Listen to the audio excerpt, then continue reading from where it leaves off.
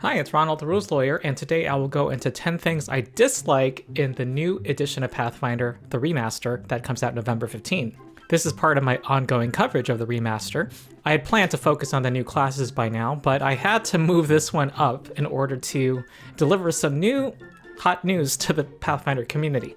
I'm Ronald, the Rules Lawyer. I am a lawyer who has been game mastering tabletop role-playing games for the last 13 years, including 1st edition Pathfinder, D&D 5th edition, and Starfinder, and my favorite edition is Pathfinder 2nd edition. I also taught an after-school middle school role-playing game class most of that time. I plan to get these videos out as soon as possible, support my Patreon for early access for these and many future videos, and also get exclusive access to videos including the 3.5-hour recording of me and other people at my Discord going through the Player Core and GM Core books. So overall, the remaster is an improvement to the game, which also was necessitated by what Wizards of the Coast did at the beginning of this year when it made clear that publishing under the Open Gaming license was not a reliable prospect to base your entire business model on. Paizo is publishing a new edition, an incremental edition, to break away from the OGL, published under an independent, secure Open RPG creative license, also called the ORC license, and also to do what they have called an errata plus to the game. In my video at the start of this series, where I went over the most important changes, I concluded that they sought to avoid a lot of unnecessary complication and rigidity in the rules to make them more intuitive, and also did a balance pass, which the vast majority of the changes I welcome. So I don't want this video to come off as overly negative. In fact, a lot of the things I'll be going through here were problems that existed already in Pathfinder 2e that the remaster just did not address. And some of them are arguably new. But speaking of news, we have more news that I want to drop, which is the swap action. You can now spend one action to swap an item, which consists of putting away one item and drawing another in the same action.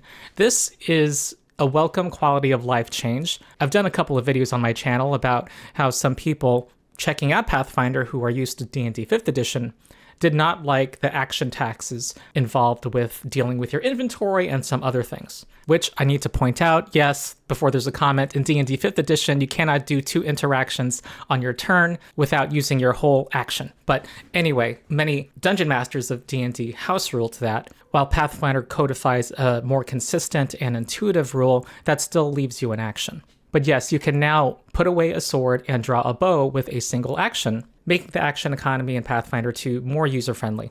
And also, I want to point out that they have a rule here to throw an item to an ally, and it assumes they automatically catch the item, and it has a flat DC, so it gets easier as you level up. So it reduces the action tax of currently having to walk up to somebody and hand them an item. Now, one of the other frustrations that some players experience is being knocked out in Pathfinder 2, which I think being knocked out should be a significant event in a battle, but some people were unhappy with how if you have a weapon and a shield, you need to spend one action to stand up and 2 more actions to pick up both items. Well, some game masters ruled that your shield was strapped to you, and now that is codified in the remaster. Unlike before, it now says for shields, all shields must be strapped to your arm, and it takes an action to detach a shield. So this implies that your shield, which is strapped to you just like your backpack is, just like your belt pouch is not held by you and therefore not dropped when you fall unconscious. So that is welcome. However, I do point out that there is a potential new problem here with the implication that you need to detach a shield with one action, and that that's different from stowing away the shield, and that you have to take an action to attach the shield or strap the shield to you. I'm inclined to hand wave those things in the interest of moving in the direction Paizo clearly wants to go. It's no more unbelievable to unstrap and put away your shield than to juggle one item out of your hand and get another with a single movement. All right, so on to my top 10 list of things I dislike in the remaster. These are also going to be ranked like my previous list, though my criterion this time is how much anger I feel. Ronald from the future. While editing this video, I realized that watching this list for newcomers to the system might give a lopsided impression that Pathfinder 2e is full of unclear rules, and it absolutely is not.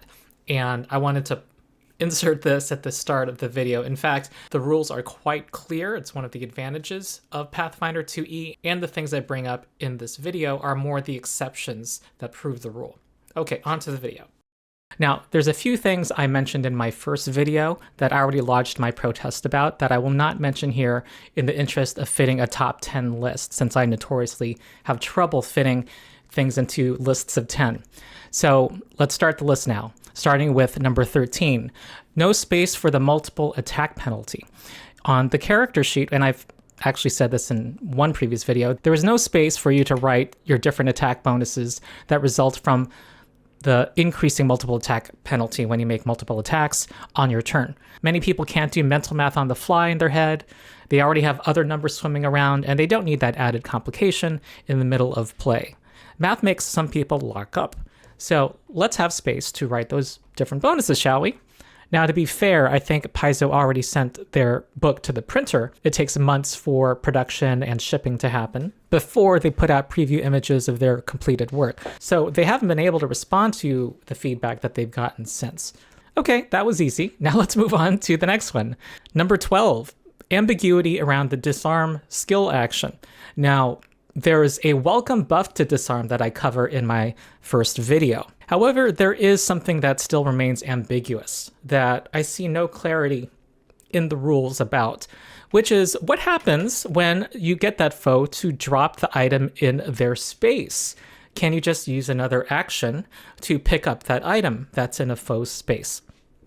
Well, I think the intention is no, because why else would they specify that it falls in the target's space? It's still possible to get that item if you make the target move by shoving them, repositioning them using the new reposition action. And so actually getting that item might be a 2-character job, possibly, because moving them also involves the attack trait. Usually.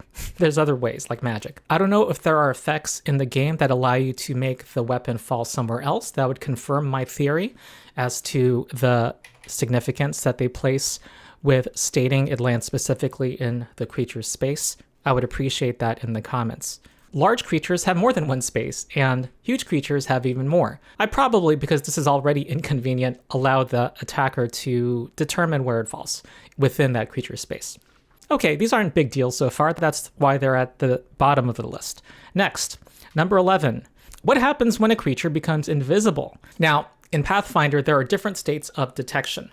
When you see that goblin standing right there, moving around, going yeah, yeah, yeah, they're easy to target and they are observed to you. However, if they suddenly become invisible, you can't see them anymore, they're harder to target. But in that moment, you know where they were. You know where they were standing when the effect started on them. So in Pathfinder, that means that goblin in that moment has the hidden condition. I know where it is, but I have trouble targeting it. Now, if that goblin were to sneak away and I would lose track of where it is, it now becomes undetected to me. So that all sounds perfectly understandable. And in the remaster, we have in the playing the game chapter, a section on detecting creatures that says precisely this. If you're already observing a creature when it becomes invisible, it starts out hidden since you know where it was, though it can then sneak to become undetected. Okay?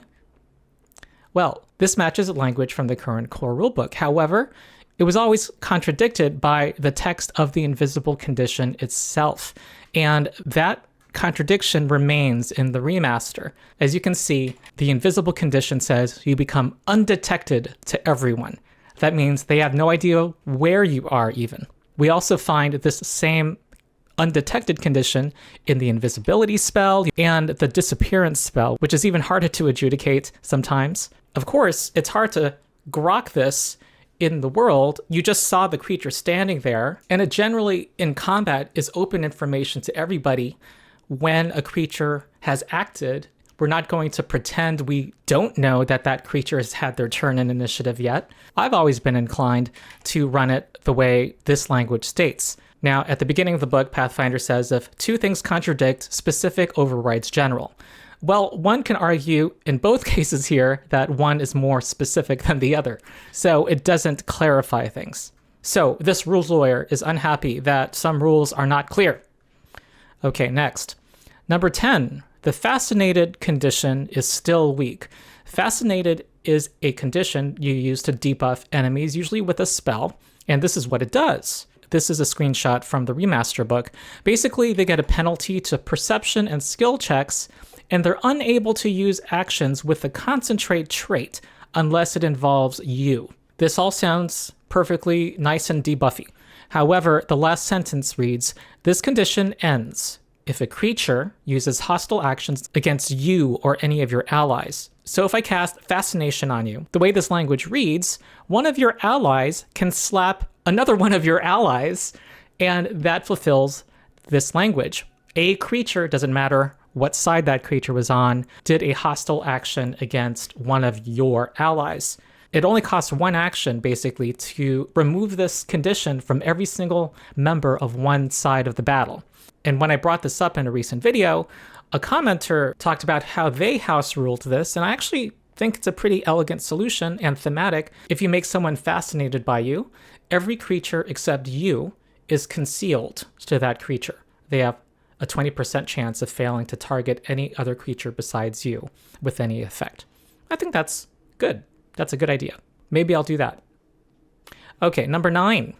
The Gnome Flick Mace, which has been kind of a meme in the Pathfinder community as being possibly overpowered. Now, what is the Gnome Flick Mace? It is a uncommon advanced weapon in the core rulebook. Here is its first iteration that came out in 2019. It did 1d8 bludgeoning damage. It was in the Flail group, which at the time automatically knocked you prone if you had access to its critical specialization effect. And it was a reach weapon, and it was a one-handed weapon. The one thing supposedly holding it back was that it was an uncommon advanced weapon. So no character would have access to it by default, and no one's proficient with advanced weapons unless you're a fighter who is less proficient with these than they are with martial weapons. So they wouldn't want to use it anyway. However, there was a level 1 ancestry feat called Unconventional Weaponry that could remove these restrictions. So all the martial classes can take it up if they are humans who somehow became familiar with gnome culture. So for the relatively low cost of a single level 1 ancestry feat, one could access unlimited power. And I had a player named Sam who is a natural and very talented optimizer who I think didn't read any guides online, who naturally gravitated towards a specific build that involved him having a Gnome Flick Mace. He gave himself extra reactions to shield block because Gnome Flick Mace is a one-handed weapon. So he had his free reaction that he could shield block with, and got a bonus reaction every turn that he could shield block with his shield, and he was able to do attack of opportunity. So when a medium creature needs to be adjacent to him to attack him, because of his reach Gnome Flick Mace, he was able to whack them during that enemy's turn. Also, he had an extra reaction per turn to do attack of opportunity. So what often happened is that he would whack somebody on their way to walking up to him. They would fall prone because it would be a critical hit. Then it would try to stand up again, and he would whack them a second time because of his bonus attack of opportunity reaction. And that would not have the multiple attack a penalty because that's how reactions work in this game. And it would fall again, and it would use its last third action to stand up again, and all it succeeded in doing was get itself hit twice and possibly set on fire if he had a flaming rune, which he did. And by the way, he had a shield, of course a sturdy shield, and a free reaction per turn for shield block also. So it kind of became a meme to make fighters with 2 Gnome Flick Maces getting the double slice feat, etc., etc. Well, Paizo listened to these discussions and made a revision to the Gnome Flick Mace in their most recent printing of the core rulebook, which carries on to the remaster, which is to lower its damage die from 1d8 to 1d6 and adding the sweep trait to the weapon. So 1 less point of damage on average per weapon damage die, and they add a trait that makes your attack more accurate if you attack a different creature during your turn. Basically, for me, the issue with the Gnome Flick Mace was all of the utility you got of having a reach weapon, of being able to knock enemies prone. If you had attack of opportunity, it was especially nasty, while not having to give up your second hand like many polearms and other strong weapons do. It wasn't the D8 damage for me. Now, granted, in the remaster, we do have the nerf of the Flail group. They now have the opportunity to not fall prone if critted by the Gnome Flick Mace by making a reflex save. That's the biggest significant change to the Gnome Flick Mace now. However, I don't think having 1 less point of damage exceeds the effect of adding the sweep trait. And sweep is particularly nasty if you think about it when combined with reach, since you have access to much more of the battlefield. It is the only one-handed weapon that has both of these traits in the game. So anyway, this all looks like I'm complaining about a detail, but it was the scope, the amount of memeage that surrounded the Gnome Flick Mace, and the fact that they did something that kind of was a side grade and didn't really address it. It's still significantly more powerful than these other advanced weapons, I would say. Now, I'm aware that the whip exists, in case that's going to be another comment, I'm sure, but their D4 damage die is small, plus it doesn't have greater accuracy on follow-up attacks. It's not an agile weapon, and it doesn't have any trait like sweep that makes follow-up attacks more accurate. Okay, next, number 8. Falling over 5 feet still has you landing on your face or on your ass. So here are the rules for falling. If you fall more than 5 feet, you fall prone and you take bludgeoning damage equal to half the distance you fell. These are heroes in our Pathfinder game. I've already complained about this elsewhere. In my wish list for the remaster, it's part of my remaster coverage playlist, by the way, I propose that there be an acrobatics skill action, and acrobatics needs more love, by the way, to lessen the impact of falling a longer distance. 4th edition D&D had a similar rule, so I don't see why we need to be so rigid here. Also, I don't like this rule for falling on a creature. If you land on a creature, they get to do a DC 15 reflex save, no matter how high level you are, and this becomes automatic past a certain level. Falling on creatures intentionally is fun as an attack, and this rule makes it not a good thing to do. You can't even make them fall prone when they critically fail on the reflex save. It just does some bludgeoning damage. Okay, number 7. Not all attacks with rolls use attack rolls. Now, if that looks like a strange sentence to you, then you're a normal person. The way Pathfinder works is it gives specific mechanical significance to each of these words. And attacks with rolls are not attack rolls in the game. Let me explain. There was an errata put out for the current core rulebook. Let me just read it. It says, there was some confusion as to whether skill checks with the attack trait, such as grapple or trip, are also attack rolls at the same time. They are not. To make this clear, add this language. When you use a strike action or make a spell attack, you attempt a check called an attack roll. So here's a definition of what an attack roll is. It must be a strike. That's when you target their AC with the intent of doing hit point damage, or a spell attack. Now, why does this matter? There are some effects that only affect attack rolls, the Bard's Inspire Courage being one of them. Now, Pathfinder 2 is not the only crunchy system guilty of having confusing language around the word attack. 1st edition Pathfinder was even worse in this regard. And 5e has its own issues about what is a melee unarmed attack, what is a ranged attack with a weapon, etc. But the remaster was the occasion to try to clean up this language, or at least to make these distinctions clearer than they currently are. We shouldn't have to read words closely this way, or look up errata. Well, this is what the remaster does. On page 10, we early on see a definition of an attack as a strike or some other attack action. We don't see the term attack roll here. We just see that attack actions are attacks. So, okay, that's straightforward. Then we go on to our skill actions that have the attack trait. Things like reposition, which by the way is a new skill action. That's new to the remaster. I forgot to highlight in my first video. Also things like grapple, shove, trip, and disarm. We still, like currently, have references to attack rolls. This is the renamed Inspire Courage, the Bard ability to inspire their allies. It's now called Courageous Anthem. So what are attack rolls? Well, here's one part of the book that still makes it sound like reposition could be an attack roll. It just simply states when you make an attack roll, you add your attack modifier using the weapon or unarmed attack you're using. You can still do the grapple action with a weapon in Pathfinder if it has the grapple trait. So this does not rule out those skill actions. And sorry, I'm assuming some knowledge some viewers may not already have, but the significance of the attack trait is that that attack is subjected to the multiple attack penalty and contributes to it and makes your subsequent attacks less accurate. So here's one definition of attack rolls in the book. But there's another definition of attack rolls later in the playing the game chapter, which incorporated the language from the errata saying when you use a strike action or make a spell attack, implying, and you have to parse the words to find this out, that reposition and the other athletics attack actions are not included in attack rolls. And it doesn't help that another section titled Attack Rolls does not have the same definition. This one is from the equipment section, by the way, the weapons page. All right, to clear up this confusion, maybe we should go to the glossary. Well, this is what the glossary looks like. It doesn't define attack roll at all.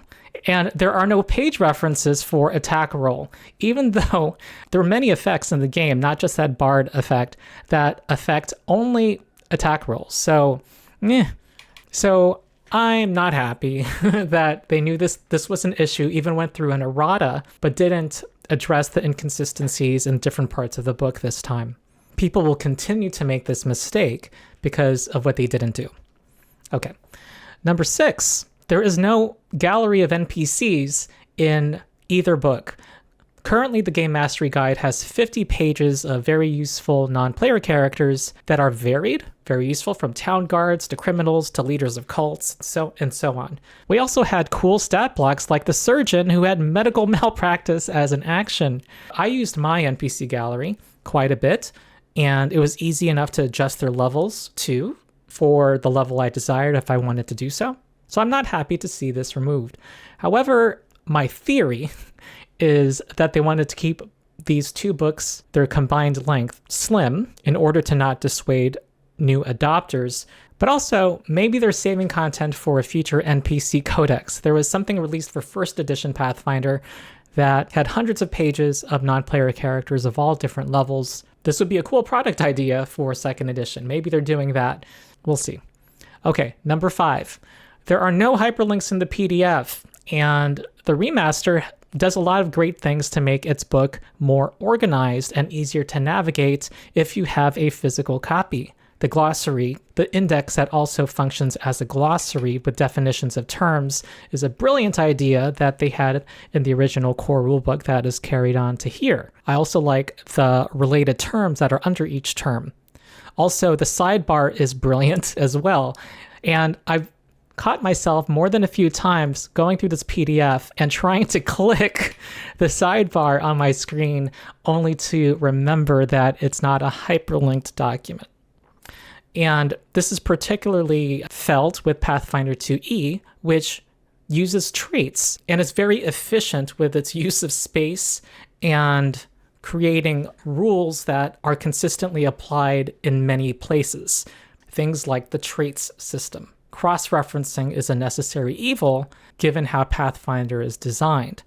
And why not lessen that evil if we have an electronic document? We already have the online archives of Nethys. I've not heard a reason or justification for no hyperlinks. During the playtest era for second edition, someone in the community had quickly made a bunch of hyperlinks in one of the playtest PDFs. However, because we now have official commercial PDFs that are secured, you cannot do the same with these, preventing such a fan project. I think this needs to happen, and I don't know why it's not happening. Someone who is more knowledgeable than me maybe can contribute in the comments. Okay, number 4 is that the stunned condition is still unclear. Now, I've had some debates online with people where I've argued that it's unclear where others have said it's clear. However, I am not convinced, so let me show you what the stunned action says. It's the same in the remaster as it is currently in the core rulebook. It reads, "You've become senseless. You can't act." Stunned usually includes a value which indicates how many total actions you lose, possibly over multiple turns, from being stunned. Each time you regain actions, reduce the number you regain by your stunned value until it goes away. And I point to the language that you cannot act. And I've had tables where people deliberately stun a creature that has a reaction, a powerful reaction like Attack of Opportunity or Reactive Strike, as it's now being renamed, in order to allow an ally to get away from them and get out of danger. I've seen fun tactical moments happen as a result of denying them their action by making them stunned. And I think most GMs would allow players who come up with these ideas to do them. However, others are saying that this is simply flavor text, and the only mechanical effect is its tax on your future actions.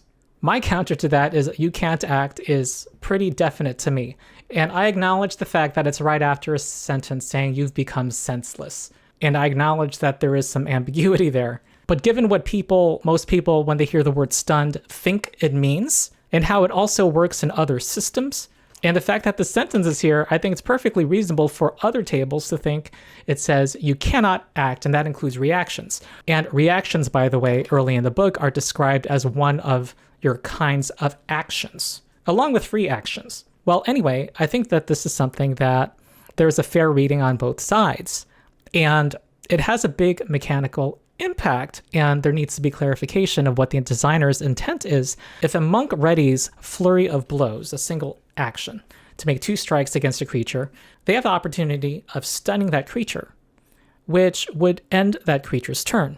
Also, Daze is a cantrip, and so accessible to many characters, and it stuns when the target critically fails its save. These are relatively common situations that I am not happy the remaster doesn't give us rules clarity for. Okay, next, number 3. Tailwind exists. Now, what's Tailwind? Some of you may know it as its former name under the OGL, which is Longstrider. Well, it's the one that gives you a +10 status bonus to your speed temporarily. It has to be cast on yourself. Only those with arcane or primal magic, such as wizards and druids, can cast it. The issue for me is, 1, this is a long duration, and speed is very powerful in this game. One of the go-to general feats that many players choose is Fleet, which gives you a 5-foot increase to your speed. Being able to have +10 speed lets you deny that ogre 2 actions as you use 1 action to stride away from it, forcing it to spend 2 actions to catch up to you. And that's just one example. And the second rank version lasts 8 hours, which is longer than practically most adventuring days. Now, the issue arises when parties get to higher level, and any character can, at the cost of 1 skill feat, get Trick Magic Item, which lets them trick a magical wand, let's say, that has the Tailwind spell, so that they can make themselves have a +10 bonus to their speed. That would be a level 5 item costing 160 gold. By the time you're level 12 and have a total wealth of 4,500 gold, this is trivial to give you a very significant boost to your speed. Now, to some people, this may not sound like a big deal. Why not give players some goodies? Well, I think there are 2 negative effects, one of which being that there are some classes in the game that have status bonuses to their speed, which is part of their class identity. So the monk has incredible movement, and the swashbuckler has panache. So it undermines their class identity. And second, past a certain point, because this cost becomes trivial, it becomes just another thing to manage, another thing to do, a quote, tax, unquote, on keeping your characters optimized. And I dislike that on principle. I honestly would be more open to this if the duration was much smaller, say 1 minute and 10 minutes, respectively. Okay, next, number 2 is the resentment. I'm not talking about any subset of the tabletop role-playing game community. I'm talking about a patron that is a choice for the witch class in the remaster. Now, witches have been given a buff that they've needed in Pathfinder 2e, but I think that this is significantly more powerful than the other patrons. And as I made clear, I don't like things that are auto picks that lessen diversity of builds and have the practical effect of lessening freedom to express your character concept. Familiars are magical, tiny creatures that witches can have that are part of their pact with a strange being, their patron. As a witch, when you cast or sustain a hex spell, your magical familiar simultaneously does an effect. And those witches who have the resentment patron, their familiar gets to do this every time they cast a hex cantrip. And their cantrip is the Evil Eye cantrip, a single action that they can sustain every round thereafter with a single action that can give a creature the sickened condition. Whether or not that cantrip succeeds against a foe, your familiar can curse a creature within 15 feet of it, prolong the duration of any negative conditions affecting it by 1 round. Now, this only applies to conditions with a timed duration, such as 1 round or until the end of your next turn. But this does not give the target any chance to make a saving throw, and it affects all conditions, and only negative conditions, actually, against it. So this combos very well with some powerful debuff spells, like the Slow spell, which is reprinted in the remaster, which slows a creature for 1 round when they succeed on their saving throw. And this does not have the incapacitation trait, so this, even a higher level boss creature, is quite likely to be slowed for a round by this spell.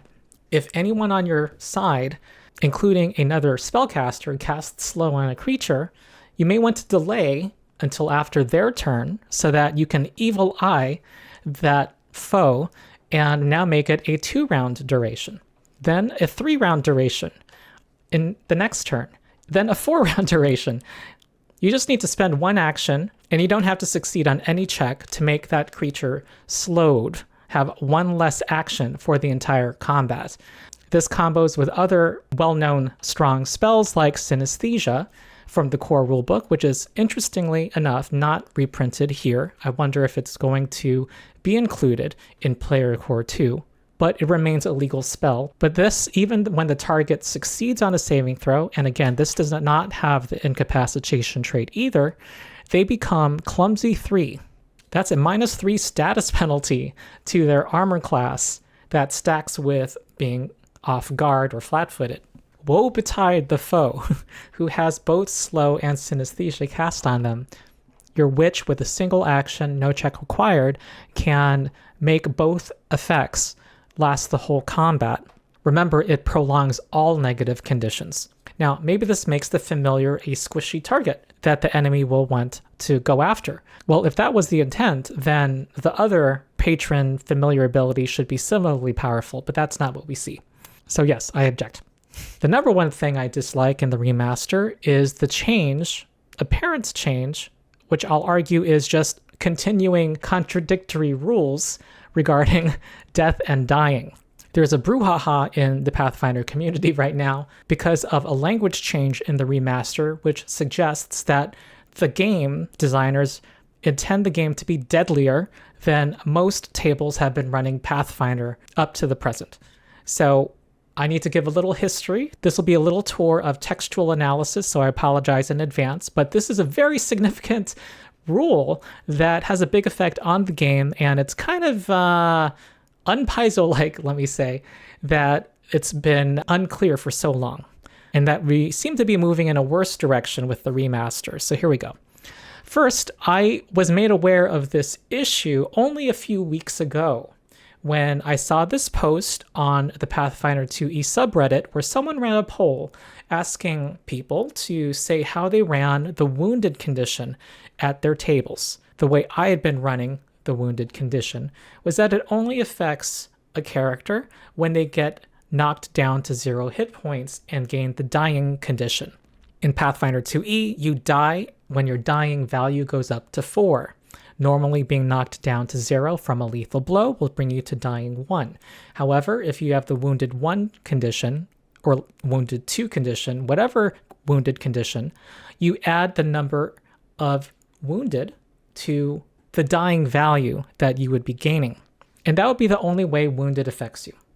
However, this post on Reddit pointed to some language in the Pathfinder core rulebook, and also on the GM screen, which I don't really give much authority to, but still language in the core rulebook that suggests that when you take damage while you're dying, and you also have the wounded condition, not only do you increase your value by 1, if it's a normal instance of damage, but you increase it by your wounded value again, because we're presuming that that wounded value increased your dying value in the first place because you're now dying again.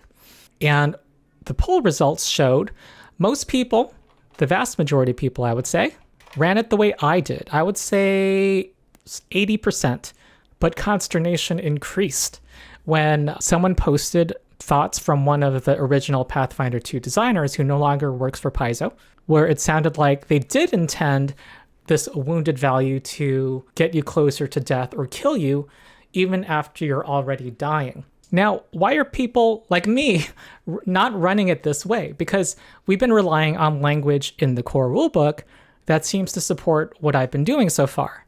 And now it's time to look at the text, not of the core rulebook, but of the last playtest, playtest 1.6, which was released 8 months before the final core rulebook was released. Basically, we're going to see a history of contradictory language. So this is how the last playtest defined the wounded condition. It said that if you gain the dying condition or increase it for any reason, and it was known at the time of the playtest that when you're damaged while dying, your dying value increases, you increase the amount you gain or increase by your wounded value. When the final core rulebook is published, and I'm going to show a screenshot from the 4th printing, but I looked back at my copy of the 1st printing and it was already changed then. They removed the language above. And now, wounded only takes effect when you gain the dying condition, not when the dying condition increases. So let's call this the Ronald interpretation, just so that talking through these things is less confusing. You can tell what side I'm on. This, by the way, is an excerpt from the Death and Dying rules of the Playing the Game chapter. Then in the back of the core rulebook, in the appendix that defines the conditions, we see wounded defined again, and it has that same language. It's only when you gain the dying condition that you add your wounded value. But in the core rulebook, the same core rulebook, and this lasted through the 4th printing, had this to say elsewhere. In the Playing the Game chapter, it says that if you take damage while you already have the dying condition, increase your dying value by 1 or by 2 if it was a critical hit or you had a critical failure on a saving throw. If you have the wounded condition, remember to add the value of your wounded condition to your dying value. I'm going to say that this is ambiguous, and I argued and debated this in said thread. First of all, I totally see why some people think that this is going to be double counting the wounded value because it's under a section called taking damage while dying. But I pointed to the earlier sentence saying, hey, it says definitively your dying value goes up by 1 or by 2, period. And this next sentence has this strange language of saying, oh, remember, which implies that it's referring to a rule elsewhere. Given how murky this was and how clear these were, I thought that the rules as written supported the Ronald interpretation. Okay. However, this is complicated by the fact that this sentence was added to the playtest language when you compare it to the playtest. The playtest did not have that last sentence.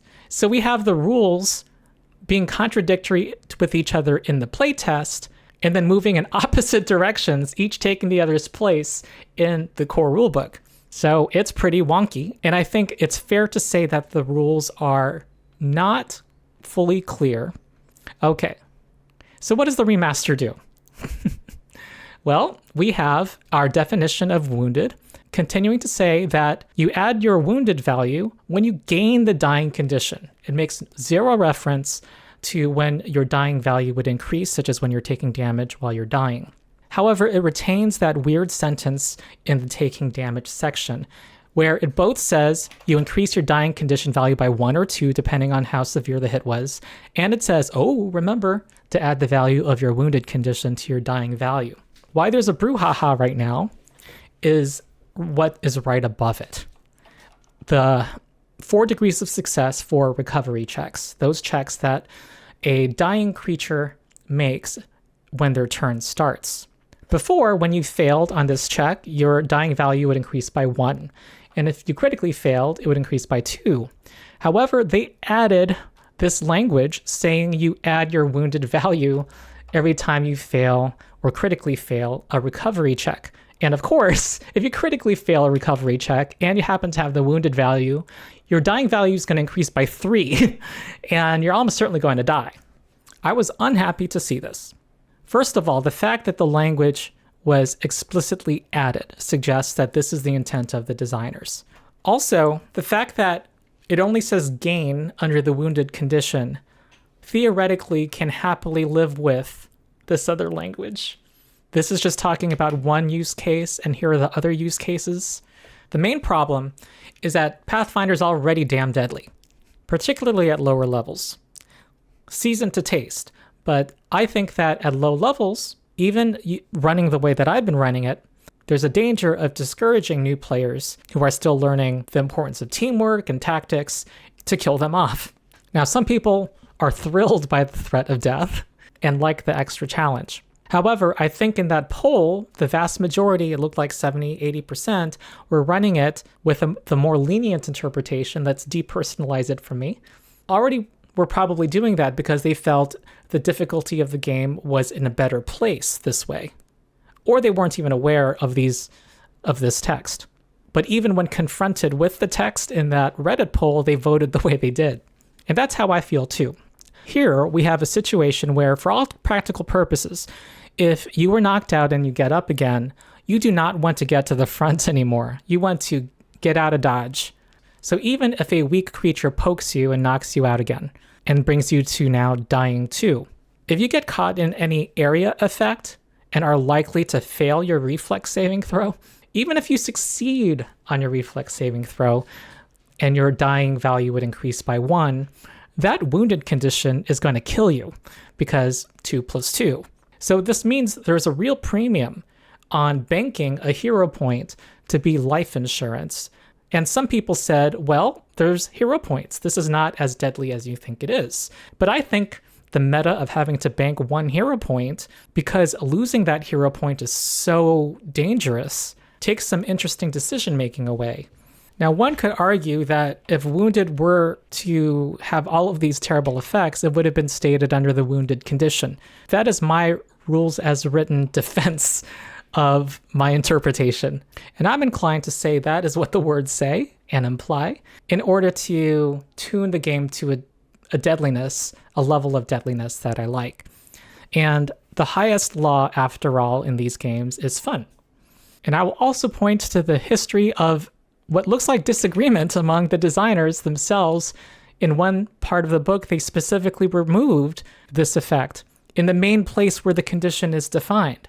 That, together with the fact that the majority of people running this game seem to be going with this way of running it, I say it's perfectly valid to continue to run it this way also.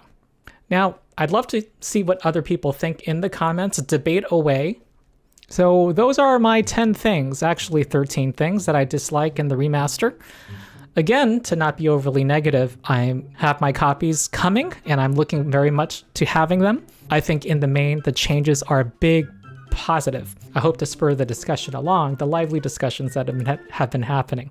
Okay, so I plan to do more videos covering the remaster. I'm trying to put several more out on this channel before the November 15th street date. So like and subscribe and ring the bell to be notified about these next videos. And also, I'm trying to make these as quickly as possible so that I can post them to my Patreon before I put them out. We'll see how quickly I can do so. But if you support my Patreon, you'll get early access to many of my videos, and that'll be going into the future, including beyond when the remaster drops. And you also get early access to some videos, including my 3.5-hour recording of me and others going through the player core and GM core.